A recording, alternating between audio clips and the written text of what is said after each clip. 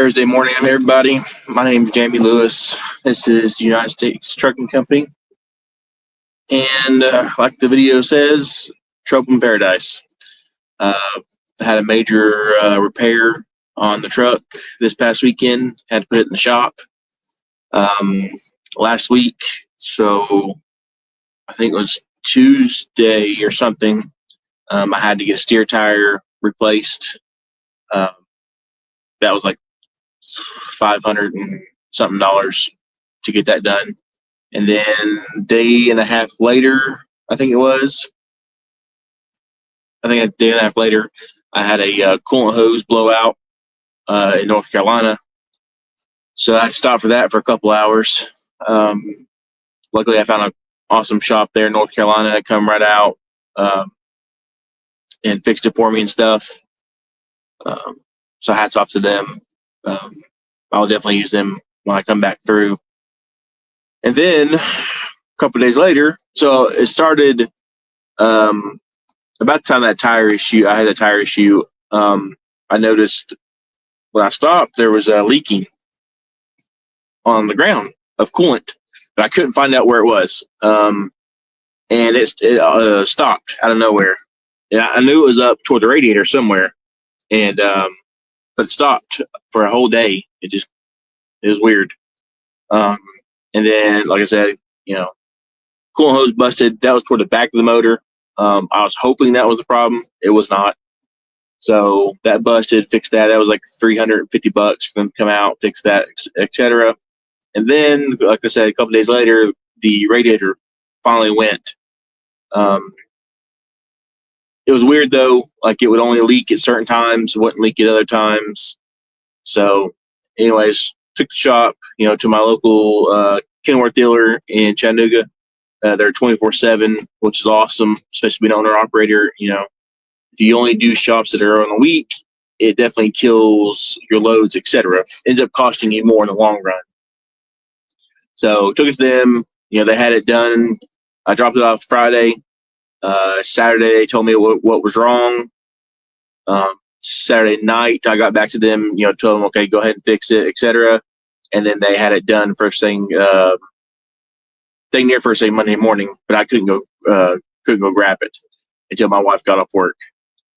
So got that done. That was like $2,700. They replaced the whole radiator, so that kind of hurt. But yeah, so for you guys that are looking to get into owner operator, and if you're starting out now, make sure you save up money in your maintenance account. Because saying this happened to me, a couple days later, you could have something else go wrong, another $2,700, and et cetera, et cetera. Pray to God that that don't happen, but just make sure you have a pretty healthy maintenance plan available. Especially if you're wanting to jump into owner operator before you start, I would highly suggest having some built up. Other than that, things are going good. This week's going good. I'm actually staying out this weekend. Well, yes and no. I'll pick up Friday, so for you guys that are wanting to be owner operators, I can kind of tell you how my loads are going this week. So since I didn't get pick the truck up on Monday, I picked it up. Well, I picked it up Monday night. Got my first load Tuesday, going from Knoxville area over to North Carolina or something like that. Smaller run. It was paying like $900. Got that right at like $2 a mile, or actually, I think that was a little over $2 a mile. I think. Yeah, because I think it was like 300 miles or something, paying $900. So it was like $3 a mile most, or right over it. So I got that one, delivered it next day, picked up another one going up here to Ohio. It was paying $900. Same thing, just over $2 a mile or something like that. And then I'm about to go pick up another one. It's paying $1,000 to go back down to North Carolina. that delivers Friday morning, and then I'm picking up a load Friday going to Fort Smith, Arkansas. It delivers Monday, so I'll get to go home probably a day or so this time. Usually, if for you new to the channel, I'm usually Monday through Friday. I'm usually home on Fridays, but this week I decided to stay out. We don't have anything planned or anything, so I'm staying out. Make a little extra money. So right now it puts me at like 45 gross for the week, and then I'll have time to run one more next week before the pay period ends. So looking for another 1,000 to 1,300 or so before the pay period ends, which would put me at the 55 to 5,800 gross, which is really good. Usually I average about 45 Monday through, just running Monday through Friday. And that's the key. So, that's which works for me, which I'm, whatever works for me doesn't mean it's going to work for you. But I can survive, around that 45 to $4,800 gross a week. Pays the bills.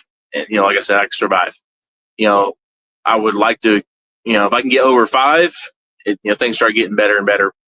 My other truck that my sister runs, that truck, which is dedicated, out of Athens, running to Indianapolis and back every day. That truck grosses, I think it's mid fives or so, 5,800. It grosses 5,800 a week. So it does really good. And just for future, next year she is coming off that truck. So I'll be looking for a driver next year.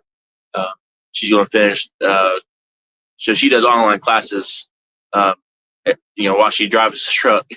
But she's going to be an accountant, etc. So hats off to her.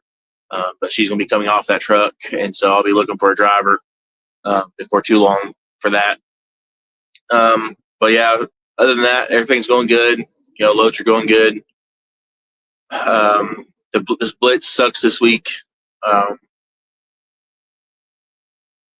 Got into coming up through West Virginia. They had the entire interstate shut, or not really shut down, but the entire right lane. They were forcing all trucks to come into a rest stop so they can roll through, which had traffic backed up for a couple miles.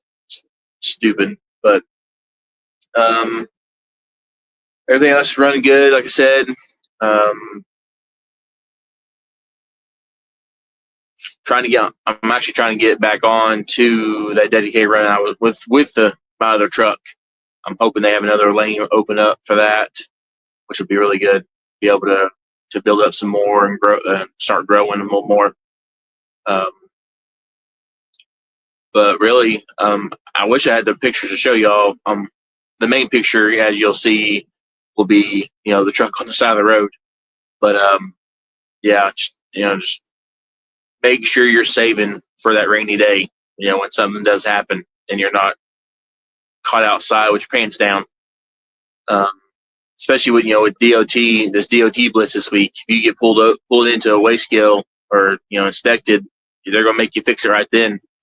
So just make sure you're prepared for it, etc. And that's really about it, guys. If you guys have any questions or want any advice or whatever, feel free to hit me up. Email is ustcrecruiting@gmail.com. You can comment on here. If you would like, subscribe, all those things would be great. But till next time, I'll catch you guys later.